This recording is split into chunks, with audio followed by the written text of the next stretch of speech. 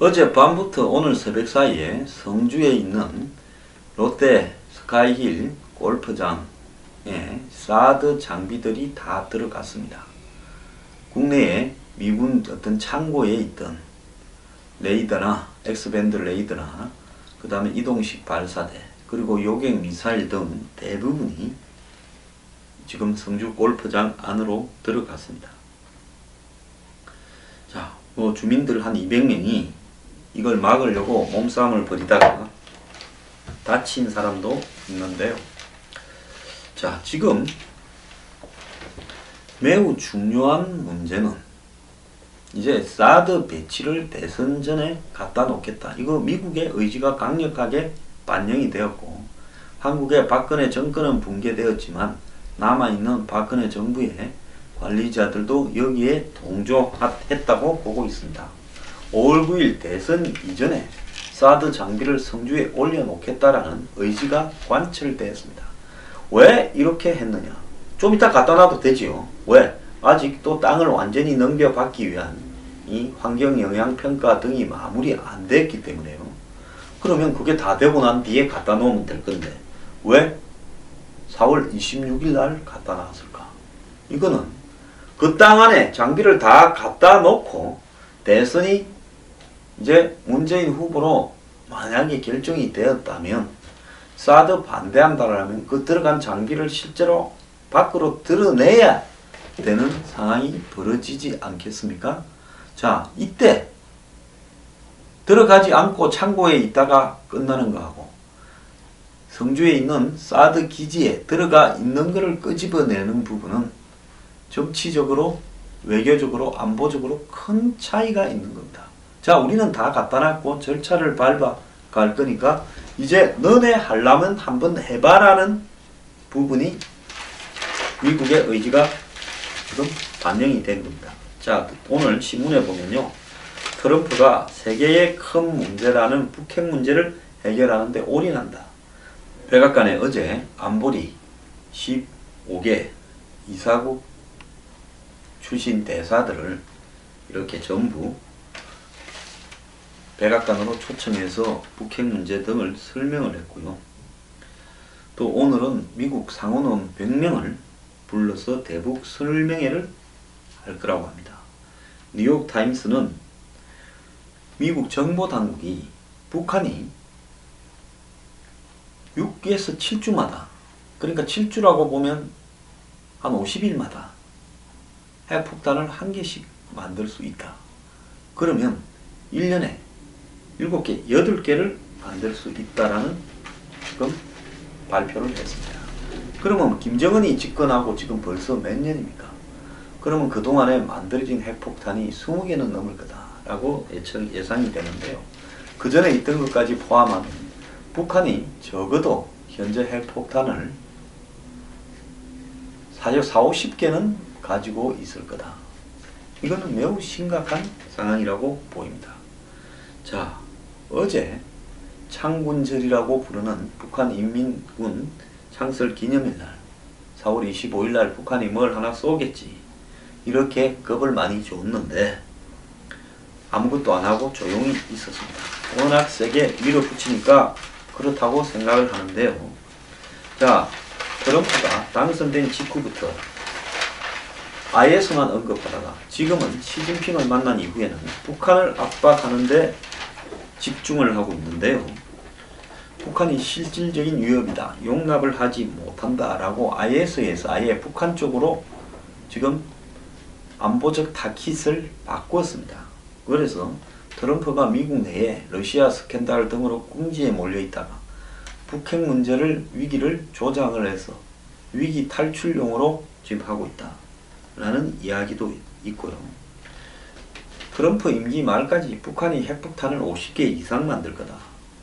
지금 그 정도 있을 건데 뭘 임기 말까지 50개예요. 어쨌든 북한의 미사일이 현 속도면 4-5년 안에 미국에 안정적으로 떨어질 거다. 또 일단은 북한을 압박을 하되 안되면 이렇게 군사적인 옵션도 할 것이다. 이렇게 지금 이야기가 나오고 있고요. 중국의 관영 매체 황구시보는 주로 외국을 협박할 때 많이 쓰는 매체죠. 지난번에 한국에 대한 사드 보복 때도 황구시보가 총대를 메고요. 북한이 쌓인 폭탄 앞에서 승량을 긋지 마라. 핵실험 때는 북한의 생사 기로가 달려 있을 거다 이야기를 하고, 북한의 접경에는 병력이 10만 명이 배치되어 있다. 이런 이야기도 지금 하고 있습니다. 자, 어제 일본에서는 한미 1회 육자회담 대표가 회동을 했고, 중국 측 대표 우다웨이도 일본으로 왔습니다. 그러니까 뭐 사실상 북한을 빼고는 다 모였다 봐야 되는데요. 북한은 어제 원산에서 장사정포 시위를 했습니다. 자, 그래서 한반도를 둘러싸고 4월 25일 이후에도 군사적 긴장감이 높아지는 걸로 보이는데요. 여기서 이제 우리가 하나 잘 봐야 될 거라 하는 부분이 있습니다. 트럼프가 얼마 전에 이 중국의 시진핑이 플로리다 마르라고 리조트에서 트럼프 거죠. 회동을 했는데 한국이 중국의 역사적으로 일부였다라고 이야기한 부분을 밖으로 흘리지 않았습니까? 자, 지금 중국은 트럼프하고 시진핑이 밀담을 똑대를 3시간을 했다 이렇게 알려지고 있는데, 이 시간 동안에 끊임없이 한반도 문제를 해결하기 위한 꼼수를 트럼프한테 이야기를 했고, 이 트럼프와 시진핑은 서로가 충돌하는 대신에 한반도 문제를 가지고 서로가 이득을 얻자라는 쪽으로 방향을 이렇게 틀었고, 그래서 트럼프는 중국에 대해서 환율 조작국을 지적하거나 또 지정하거나 또 더 나아가서 무역 흑자를 이렇게 지적하는 대신에 한마디로 북핵 문제를 해결하라고 했다. 자, 이 부분 속에서 중국과 미국은 서로 만난 뒤부터는 북한에 대해서 공동 보조를 보이는 듯이 이렇게 180도 턴을 했고, 그래서 중국이 한국에 사드 경제 보복하고 한국을 숨통을 쪼다가 갑자기 북한을 쪼는 것처럼 비춰졌고, 미국이 북한을 핵시설 폭격에도 그냥 있겠다. 북한이 여기에서 또 핵실험을 하면 북한이 무너질 수 있다. 이런 이야기들을 계속하면서 중국이 마치 한국이나 미국의 편에 선 것처럼 착각하게 만들고 있습니다. 그리고 미국이 계속 군사적으로 항공모함이나 잠수함 또 전략무기를 한반도 주변에 배치하니까 북한에 대해서 적극적인 폭격이라도 해줄 것처럼 아무 생각이 없는 멍청한 일부 보수 추종자들은 그걸 박수를 치고 있습니다. 네, 제가 여기서 분명하게 이야기를 하겠습니다. 그럴 일 없으니까 꿈에서 깨어나길 바랍니다. 항상 생각하는 수준이 그것밖에 안 되니까 남들의 말을 비판 없이 추종하면서 자기 환상만을 사실인 양 착각하니까 오늘날 보수가 이 모양 이 꼴이 돼버린 겁니다. 그럴 일 전혀 없고요. 시진핑과 트럼프는 물밑에서 둘이 모종의 합의를 했을 겁니다. 그 합의가 무시무시한 것이 있고, 그 합의 내용 중에 일부가 한국은 중국의 일부였다. 자, 우리가 북한을 해결을 할 거니까 당신들은 한반도에 대한 우리의 역할을 인정해 주라고 했고, 트럼프는 그 말 일부를 밖으로 살짝 흘렸다고 보고 있습니다. 그것은 한국을 자극시키기 위한 의도였겠죠. 그러면 이 합의가 어떻게 돌아갈 거냐? 지금 북한이 안 하지 않습니까? 4월 15일 김일성 생일 때도 안 했고, 이번에 인민군 창설 때도 도발을 안 했지 않습니까? 그러면 5월 9일 대선까지 하겠습니까? 안 합니다. 자, 당분간 북한이 조용히 있으면서 이제 중국이 나서서 미국을 북한하고의 협상으로 끌어낼 건데요. 자, 거기에서 중요한 게 뭡니까? 한국의 입장이지 않습니까? 그러면 한반도 문제가 갑작스럽게 대결 국면에서 북한의 핵과 미사일을 동결하는 수준으로 거기서 서로 간에 협상으로 급격하게 바뀌어 버릴 수 있다는 겁니다. 자, 미국하고 중국은 뭔가 작전을 짰습니다. 그 작전이요, 최대한 북한을 압박을 하고 그 다음에 미국과 중국이 역할을 분담해서 북한의 비핵화를 약속을 하고 더 핵을 만들거나 실험을 하거나 ICBM을 안 쏜다는 전제하에 급작스럽게 북미 간에 중국의 중재하에 이 평화 협상이 시작될 수 있다라는 겁니다. 자, 이런 상황에서 한국의 대선 후보들은 대지 발정제니 갑철순이 MB 아바타니 너희네 아들이니 딸이니 마누라니 헛소리들만 이렇게 하고 있는데요. 자,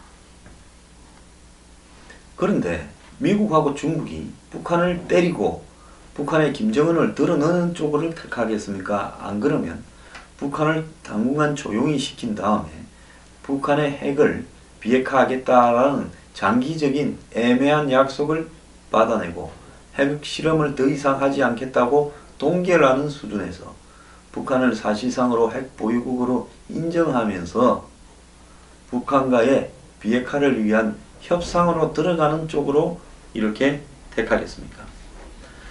저는 미국과 중국이 북핵 실험과 ICBM 실험을 동결하는 차원에서 결국은 거래를 할 가능성이 매우 크다고 보고 있고요. 이렇게 되면 우리만 병신이 되게 될 건데, 자, 이렇게 대화 국면으로, 대결 국면에서 급속스럽게 180도 바뀌어 대화 국면으로 돌아가게 되어버리면 이제 압박할 수 있는 요인들이 다 사라져 버려서 실제로는 언젠가는 이제 구멍 속에서 열심히 비밀리에 핵과 미사일을 성공시킨 김정은을 만날 수 있을 거라 이렇게 보고 있습니다. 자, 여기에 어제 트럼프가 북핵을 논의하기 위해서 미, 중, 일 정상과 계속 통화를 했고 메르켈하고도 했다 이러는데, 지금 한국은 권한대행, 황교안 권한대행이 있고 누가 정부를 제대로 대표하고 있는지 지금 일종의 진공 상태입니다. 이 속에서 지금 한반도 위기 속에서 한국은 트럼프와 시진핑과 아베와 이런 부분을 논의할 수 있는 지금 상대가 없어져 버렸고 실질적으로도 상대를 해주지 않고 있습니다. 이런 상황 속에서 코리아 패싱이라고 한국을 건너뛰어서 주변 국가들끼리 이 사태를 또 어느 순간에 정리하는 행태로 가버릴 수 있는데, 여기서 가장 우려스러운 것은 한국의 자기 등권이 어디로 가느냐. 그래서 미국은 아까 말한 북한에 대한 압박 대결 국면에서 순식간에 북한에 대한 화해 국면으로 전환하는 핑계를 한국에 들어선 자기 정권이, 우리는 미국이 이 한반도 긴장을 높이는 걸 원하지 않는다. 우리는 사드 배치 부분을 국회 표결해야 된다. 우리는 전시작전권을 환수받겠다. 우리는 개성공단을 하겠다. 북한을 제재로 해서는 안 된다. 북한과 대화를 하자. 이제 이런 소리를 하는 순간에 대화해? 그래, 대화하자면서 180도 턴해버릴 거라는 겁니다. 이미 그렇게 가기 위한 절차를 만들고 있는데, 만약에 다시 들어선 한국 정권이 안 된다, 우리 빼고 북한하고 대화해, 북한의 핵과 미사일을 없애기 전에는 절대 안 된다, 그러려면 차라리 우리 핵 개발을 용인해주고 한반도에 전술핵을 다 갖고 와라, 사드도 추가 배치해라, 우리가 좀 더 살게, 그리고 전시작전권 이양 같은 헛소리 하지 마라, 배째라고 한일 군사정보 공유협정도 하고 우리가 미국 MD에 같이 하자, 이렇게 해버리면 이렇게 중국의 중재하에 미, 북 간에 거래를 못하겠지만은 지금 아까 말한 대로 북한을 대화하자, 제재하지 말고 평화적으로 이 문제를 해결하자, 북한의 핵을 동결하는 수준에서 한마디로 북한과 협상을 하자, 평화협정을 맺자, 이 말하는 순간의 상황은 그렇게 180도 가버릴 거라는 겁니다. 여러분, 어디로 흘러갈 가능성이 높다고 생각합니까? 저는 아마 북한하고 갑작스럽게 대화하자고 흘러갈 가능성이 한국 정부의 행동에 핑계를 삼아서 이루어질 가능성이 매우 높다고 봅니다. 자, 그래서요, 우리는 아무런 역할도 없이 진행되는 모든 상황을 지켜봐야 될 순간이 다가오고 있습니다.